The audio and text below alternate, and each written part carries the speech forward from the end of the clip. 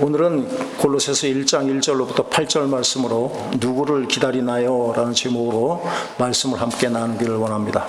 지금은 우리는 12월 달 첫 주일부터 잘 아는 대로 교회 절기로 대림절 기간을 지금 지나고 있습니다. 대림절은 준비하면서 기다리는 절기다. 누구를 기다립니까? 예수 그리스도를 간절히 기다리는 절기입니다. 그러니까 대림절은 2000년 전에 이 땅에 오신 예수 그리스도의 성탄을 우리가 기념하고 나를 데리러 이 땅에 다시 오실 영광의 주님을 맞이할 준비를 하는 그 시간이다라는 것이에요. 그러니까 부활 승천하시면서 사도행전 1장에 나오는 대로 너희가 본 대로 내가 다시 오리라 하신 그 약속의 말씀을 믿고 재림의 주 우리의 신랑 되시는 예수 그리스도를 기다리는 절기가 대림절인 줄 믿으시길 바랍니다.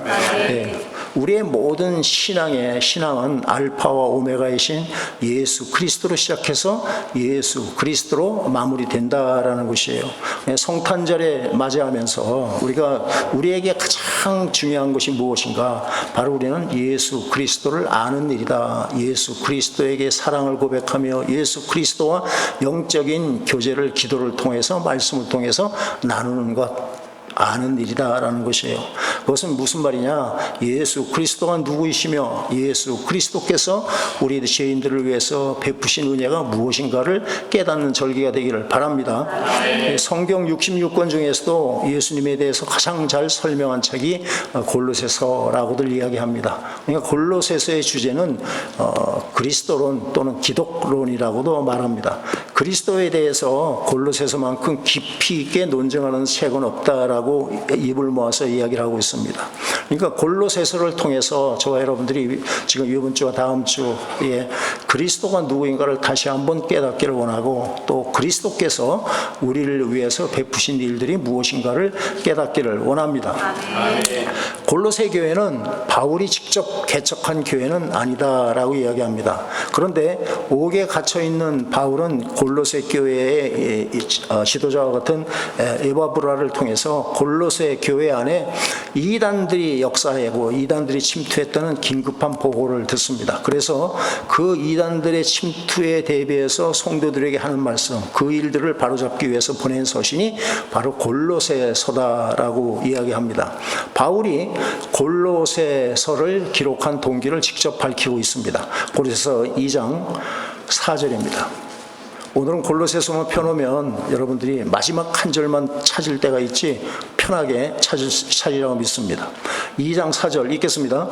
내가 이것을 말하면 아무도 교묘한 말로 너희를 속이지 못하게 하려 함이니 아멘. 너희들에게 교묘한 말로 미혹하는 자들로부터 교회를 보호하기 위해서 예수님의 피로 사신 성도들을 지키기 위해서 이 편지를 쓴 것이다 라고 기록 목적을 말씀을 하고 있습니다. 그래서 이 골로새서를 이해하는데 가장 결정적으로 중요한 두 구절이 있습니다. 골로새서는 이 두 구절에 대한 해설서다라고 해도 과언이 아닐 정도입니다. 첫 번째가 1장 18절 앞에 나오는 그는 예수 그리스도는 몸인 교회의 머리시다라는 말씀이에요. 그는 몸인 교회의 머리시다. 그러니까 그리스도는 교회의 머리가 되신다라는 말씀을 하시는 거예요.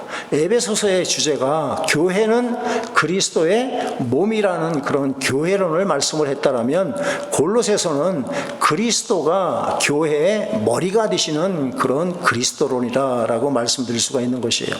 그리스도께서 교회의 머리가 된 이유를 지금 나름대로 이론을 지금 전개해 나가시는데 1장 18절 말씀 1장 18절 읽습니다.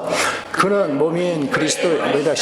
그가 근본이시요 죽은 자들 가운데서 먼저 나신 이시니 이는 친히 만물의 극등이 되려 하심이요. 아멘. 여기서 18절에서 가장 핵심되는 말씀은 죽은 자들 가운데서 먼저 나시니라는 데 있습니다. 주님은 교회를 위해서 죽으셨을 뿐 아니라 교회를 위해서 성도들을 위해서 다시 살아나심으로 부활의 첫 열매가 되신 것을 믿습니다. 사도 바울은 그리스도께서 교회의 머리가 되신 이유를 예수 그리스도의 죽으시고 십자가에서 죽으시고 사망 권세에 이기시고 다시 사신 것과 연결을 지금 시키고 있다라는 것이에요. 이것은 주님과 교회와 또 주님과 구원받은 성도들과의 관계를 머리와 몸 또는 남편과 아내, 또 포도나무와 가지 등으로 묘사하고 있는 연합교리를 염두에 두고 하시는 말씀이다. 아멘이시죠? 이 연합교리는 제가 시간이 있을 때마다 여러분들에게 설명을 하고 있습니다. 아주 중요한 것이다. 연합교리를 성경은 에베소 5장 32절에 가장 큰 비밀이다. 너희가 구원받는 그 원리가 이 연합교리에 있다라는 말씀을 지금 우리에게 말씀하고 있는데, 그 요체는, 연합교리의 요체는 머리와 몸과 같이, 또 아내와 남편, 포도나무와 가지와 같이 나누려 해도 나눌 수가 없고 떼어놓으려 해도 떼어놓을 수가 없는 하나됨을 의미하는 것이 바로 연합교리다라는 것이에요. 그래서 2장 12절에서 말씀하시는 논리가 성립이 되는 겁니다. 2장 12절 읽겠습니다. 너희가 세례로 그리스도와 함께 장사되고 또 죽은 자들 가운데서 그를 일으키신 하나님의 역사를 믿음으로 말미암아 그 안에서 함께 일으키심을 받았느니라. 아멘. 예수 그리스도가 십자가 죽으시고 장사됐을 때 우리가 함께 장사되었고 예수 그리스도와 함께 부활해서 일으키심을 받았다라고 말씀하십니다. 이것을 고린도전서 6장 17절에는 주와 합하여 한 영을 이루었다라는 표현을 쓰는데, 예수님과 한 영을 이루었다라면 주는 우리의 머리가 되시고 우리는 그의 몸과 같이 하나가 되었다, 한 몸이 되었다라는 논리가 되는 것이에요.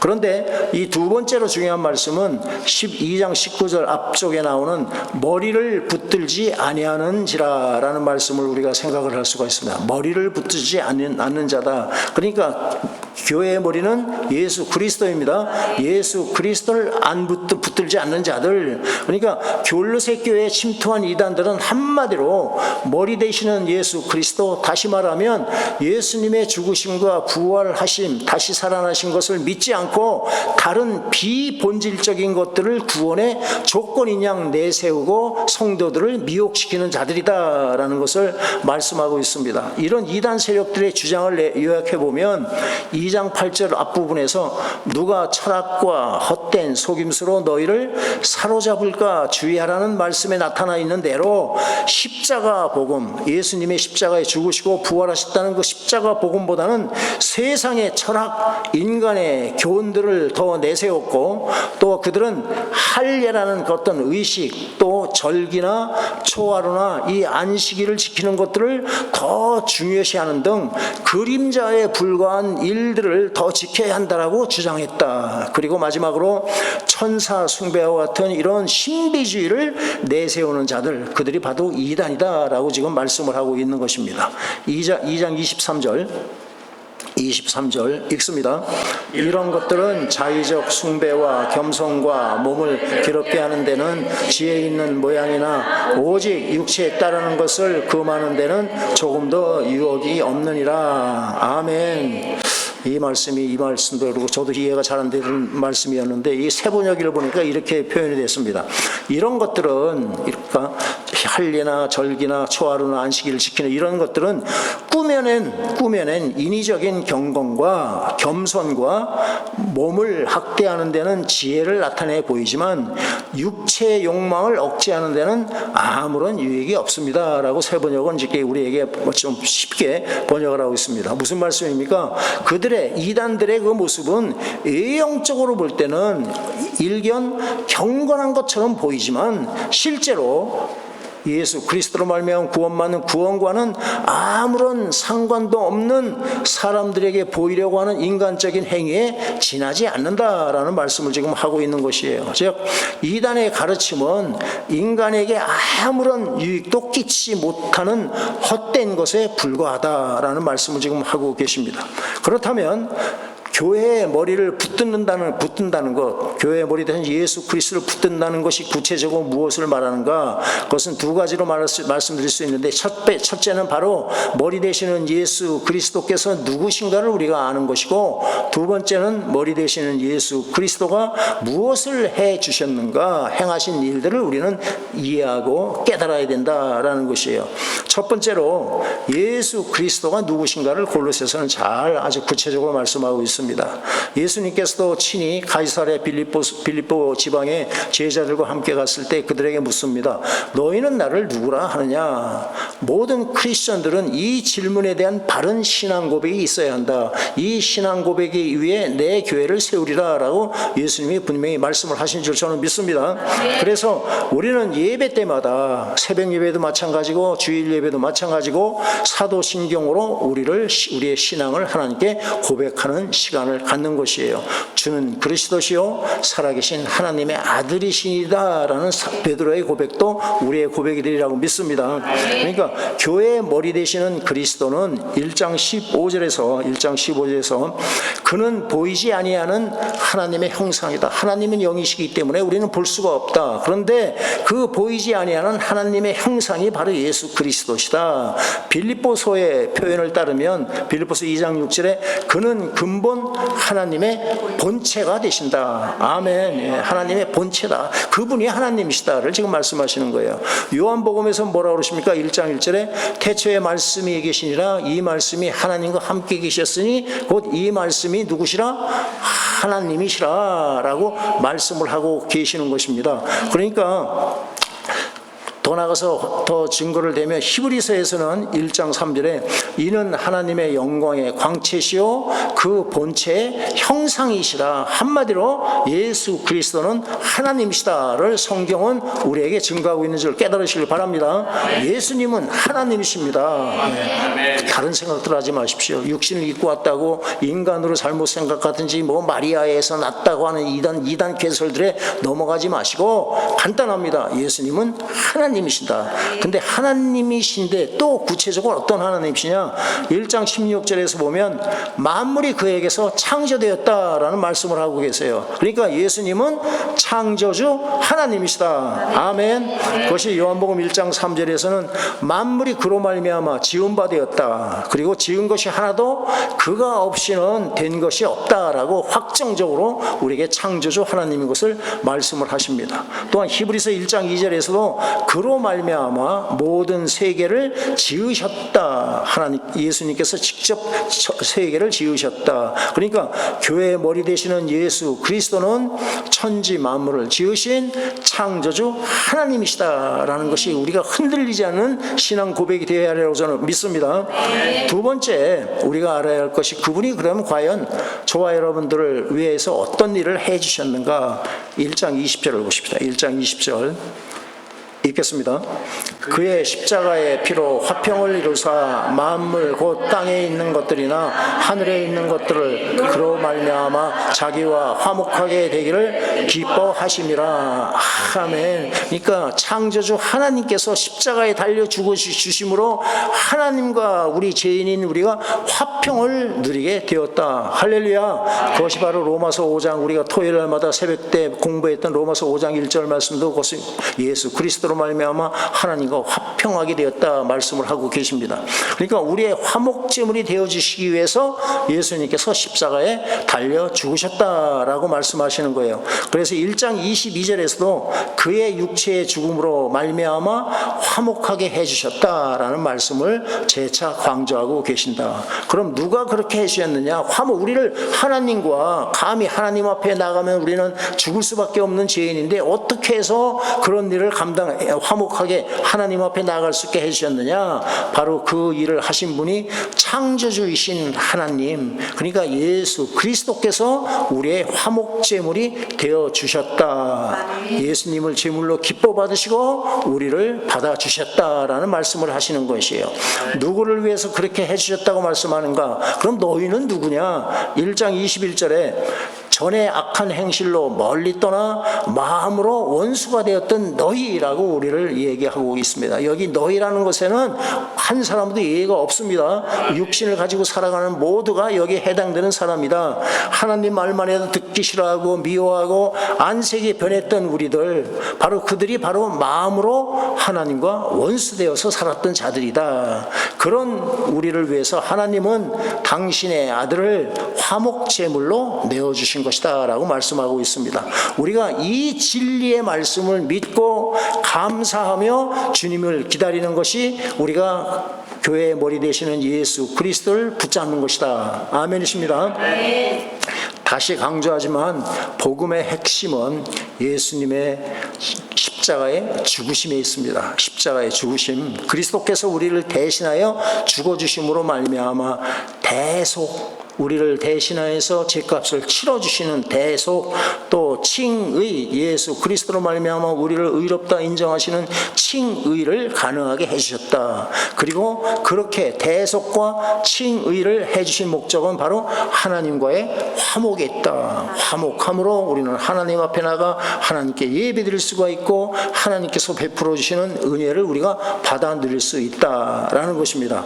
그렇다면 예수 그리스도의 죽으심과 다시 살아남을 통하여서 어떤 일들이 일어나는가, 어떤 일이 우리에게 일어나는가. 2장 14절에서 15절 말씀입니다. 2장 14절에서 15절 읽겠습니다. 우리를 거스르고 법조문으로 쓴 증서를 지우시고 제하여 버리사 십자가에 못 박으시고 통치자들과 권세 무력화하여 드러내어 구경거리로 삼으시고 십자가로 그들을 이기셨느니라. 아멘. 예수 그리스도께서는 모든 율법의 저주를 짊어지시고 십자가에 못 박히신 것이기 때문에 사실상 율법 자체가 십자가에 못 박힌 거나 마찬가지다라고 지금 말씀을 하시는 겁니다. 그렇기 때문에 율법은 더 이상 예수 그리스도 안에 있는 자들, 크리스천, 예수님 안에 있는 자, 예수를 믿고 구원받은 자들에게는 아무런 영향력도 행사할 수가 없게 된다라는 말씀을 우리에게 해주고 계시는 것입니다. 지금 여기서 법조문으로 쓴 증서라는 것이 무엇입니까?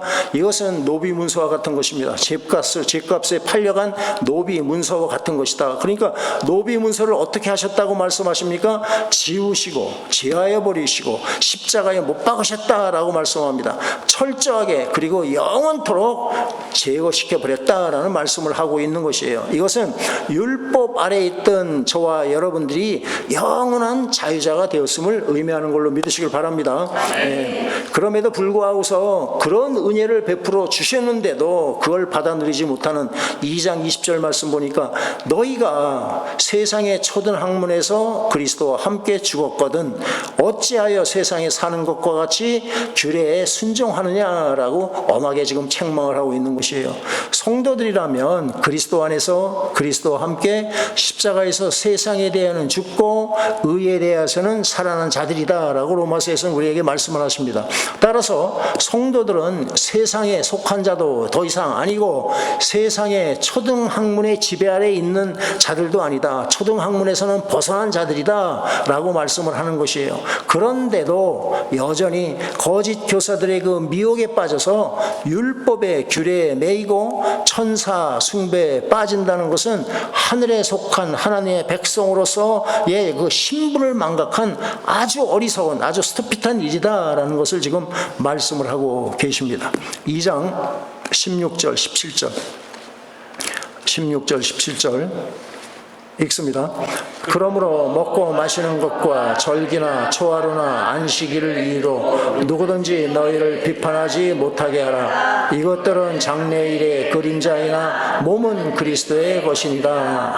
아멘. 너희가 사람들에게 너희가 경건한 모습을 보이려고 금식도 하고 절기를 지키는 행위는 그림자에 불과하다는 말씀을 하세요. 그림자는 실체가 아닙니다. 실체가 있다는 것을 보여주는 어떤 예표에 불과한 것이다. 너희 실체는, 몸은 그리스도의 것이다 라는 말씀하세요. 이 말은 그리스도가 바로 실체가 되는 것이다 라는 것을 말씀하고 계십니다. 그러니까 실체이신 그리스도가 오신 이후에도 예표와 그림자에 불과한 그런 율법에 집착하는 것은 매우 어리석은 일이고 무의미한 일이라는 것을 사도 바울이 깨우쳐주고 있는 것이에요.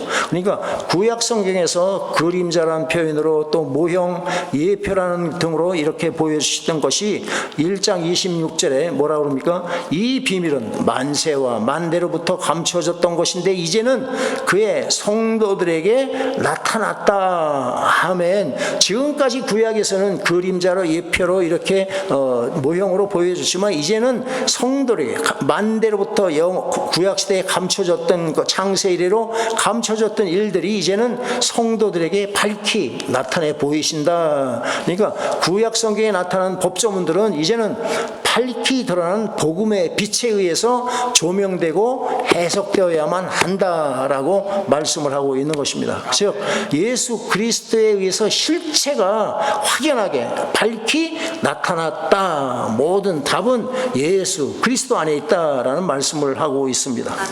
골로새서는 또 우리에게 영광스러운 교회, 영광스러운 하나님의 백성들, 성도의 모습을 보여줍니다. 여기에 경이로운 말씀이 나오는데 2장 9절입니다. 2장 9절 읽겠습니다. 그 안에는 신성의 모든 충만이 육체로 거하시고 아멘. 예수 그리스도 안에는 하나님의 모든 속성이 바로 완벽하게 들어있다. 바로 그분이 육체로 오셨다라는 말씀을 하시는 거예요. 그러니까 인간을 구원하시기 위해서 인간의 몸을 입고 세상에 오신 하나님이시라는 말씀을 여기서도 다시 강조합니다. 그것이 바로 하나님의 비밀이고 신비다라는 말씀을 에베소서에서도 말씀을 하고 있습니다. 따라서 예수 그리스도의 말씀이 육신에서 오신 성육신을 부인하는 자들은 바로 하나님을 거스리는 이단들이다라는 것이에요. 예수 그리스도의 성육신 하심은 말씀이 육신에서 이 땅에 오신 것은 기독교의 영원한 가장 중요한 핵심 진리라는 것을 여러분들이 믿으시길 바랍니다. 그러니까 성육신하신 예수 그리스도를 우리가 기억하며 감사하기 위해서 우리는 성탄절 절기를 지키는 것이다 라는 것입니다. 그 다음 말씀을 주목해 보십시다. 2장 10절에 보면 앞에 너희도 그 안에서 충만하여졌다라는 말씀을 하십니다. 너희들도 예수님이 충만하신데 신성으로 충만하신 예수님이신데 너희도 그 안에서 충만해졌다. 그냥 창조주 하나님이신 예수님 안에 모든 신성이 충만하시다는 말씀은 이해가 갑니다. 예, 100번 아멘입니다. 그런데 어떻게 예수를 믿는 저와 여러분들 우리에게도 신성이 충만한 것이 가능해졌단 말인가? 이것은 바로 머리 되시는 예수 그리스도가 모든 충만한 가운데 계시기 때문에 그의 몸된 이 교회, 그의 몸이 되는 성도들도 충만해졌다라는 말씀을 하고 있는 것이에요. 그러니까 쉽게 얘기하면 머리에게 예수 그리스도에게 되어진 일들 또 되어질 일들은 예를 들면 죽으시고 다시 사시고 이 땅에 재림의지로 다시 오시는 모든 일들은 동일하게 몸에게도 몸인 교회, 몸인 성도들에게도 되어진 일이고 되어질 일이다. 아멘이시죠? 바로 이것이 연합교리의 진수입니다. 그래서 우리는 소망 가운데 기뻐하며 이 땅에서 겪는 모든 고난을 예수님의 영광을 위해서 우리가 감사함으로 받아낼 수가 있다라는 것입니다. 2장 3절 말씀 또 보십시오. 2장 3절 읽겠습니다. 그 안에는 지혜와 지식의 모든 보화가 감추어져 있느니라. 아멘. 그렇기 때문에 그리스도 예수를 주로 받은 크리스천들은 충만할 뿐 아니라 모든 영적인 복, 에베소서 1장에 말하는 신령한 복들을 소유한 자들이다. 아멘. 네. 그래서 사도 바울은 고린도후서 6장 10절에 이렇게 얘기합니다. 사람들이 볼 때는 나는 아무것도 없는 자 같지만 나는 모든 것을 가진 자다. 저와 여러분들은 사람들이 어떻게 볼지 모르지만 우리 안에는 하늘의 영적인 그 신령한 복으로 충만한 자들이다. 아멘이시죠? 예. 우리는 그래서 부유한 자들이다라는 고백을 하는 겁니다. 3장 3절이네요. 3장 3절 한 단계 더 나가서 3장 3절 읽겠습니다. 이는 너희가 죽었고 너희 생명이 그리스도와 함께 하나님 안에 감추어져 있습니다. 할렐루야. 네. 우리 생명이 예수 그리스도와 함께 예수 그리스도 안에서 하나님 안에 감추어져 있다. 어느 누구도 빼앗을 수 없다라는 지금 말씀을 하고 있습니다. 에베소 2장 6절 말씀 잘 아시지 않습니까? 너희를 함께 일으키셔서 그리스도 예수 안에서 함께 하늘에 앉히셨다. 지금 저와 여러분들은 영적으로는 하나님 보좌 우편에 계신 예수님 안에 함께 있다. 믿으시죠? 예. 이게 얼마나 놀라운 말씀입니까? 머리 되시는 예수 그리스도께서 하나님 우편에 앉아 계심으로 그의 몸된 교회, 그의 몸된 우리 성도들도 그와 예수님과 함께 하나님 보좌 우편에 지금 앉아 있다. 그래서 너희가 예수를 주로 시인하고 구원받은 너희들은 어느 누구도 빼앗을 수 없는 절대적으로 안전한 구원을 받은 것이다. 할렐루야. 여러분 행위가 설령 살다가 하나님 뜻 가운데 살지 못할지언정 회개하면 죄사함 받고 새롭게 되는 것을 믿으시길 바랍니다. 죄에게 끌려다니지 마시기를 예수 이름으로 꼭 부탁을 드립니다. 3장 4절 말씀 읽으십시다. 3장 4절 읽겠습니다. 우리 생명이신 그리스도께서 나타나실 그때에 너희도 그와 함께 영광 중에 나타나리라. 이것이 지금 놀라운 성도에 대한 약속의 말씀을 지금 제가 이렇게 나누고 있는 것이에요. 이것이 바로 구원의 완성을 지금 얘기하는 겁니다. 예수님 재림하시던 날 우리 같은 이런 낮은 몸들도 주님의 영광의 몸과 같이 우리가 변화될 것이다. 믿으십니까? 네, 저는 믿습니다. 그러니까 변화만 되는 것이 아니고 천년왕국에서 왕같은 제사장으로 살 것이다. 그것이 하나님의 약속의 말씀입니다. 예, 이거보다 더한 영광스러움은 없죠. 그래서 우리는 다시 오실 예수님, 마라나타 주 예수의 오시옵소서, 그 예수를 간절히 기다리는 것이다. 그것이 성도가 이 땅에서 소망으로 살아갈 수 있는 유일한 근거다라는 것입니다. 그렇다면 이런 놀라운 축복을 받은 우리 교회가, 우리 성도들이 감당해야 할 사명이 과연 무엇일까? 그것도 여기서 말씀을 하십니다. 1장 28절을 보십시오. 1장 28절 읽겠습니다. 우리가 그를 전파하여 각 사람을 구원하고 모든 지혜로 각 사람을 가르침은 각 사람을 그리스도 안에서 완전한 자로 세우려 함이니. 아멘. 교회에게 주어진 사명이 무엇입니까? 복음을 전파하고 그것을 가르쳐서 각 사람을, 우리가 복음을 전한 사람들을 완전한 자로 세워서 예수님 앞으로 인도하는 것. 할렐루야. 이것이 저와 여러분들에게 주신 사명이다라는 것입니다. 1장 29절 읽겠습니다. 이를 위하여 나도 내 속에서 능력으로 역사하시는 이의 역사를 따라 힘을 다하여 수고하노라. 아멘. 복음 증거하는 것은 성령 하나님의 사역입니다. 그래 성령께서 성도들 안에 함께 계시면서 저와 여러분들을 종으로 또 도구로 의의 병기로 사용하셔서 복음을 증거하는 것을 저희들은 믿습니다. 그렇지만 우리가 해야 할 것이 있다. 무엇입니까? 사도 바울의 고백과 같이 힘을 다하여 수고하는 것, 이것은 저와 여러분들이 감당해야 할 일이다 라는 것입니다. 나를 주의 종으로 내어드리고 힘을 다하여 수고하는 것이 바로 그리스도의 몸된 지체들이 감당해야 할 사명이다를 믿습니다. 머리를 붙들지 않는다는 말씀은 바로 지금 이 시대에, 이 마지막 시대에 해당되는 말씀인 줄로 저는 깨닫습니다.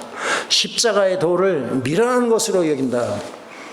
멸망받는 자들은 십자가의 도를 미련한 것으로 여기는데, 지금 이 세대에 예수를 믿는 자들도 십자가 얘기하든지 십자가의 보혈 얘기하면 고개를 돌립니다. 미련한 것으로 생각한다. 오히려 인간의 학문인 철학이나 심리학과 같은 세상의 초등 학문으로 가르치려 하면 그것은 분명히 머리 되시는 예수 그리스도를 붙들고 있는 것이 아니다라는 것을 우리는 깨달아야 할 줄로 믿습니다.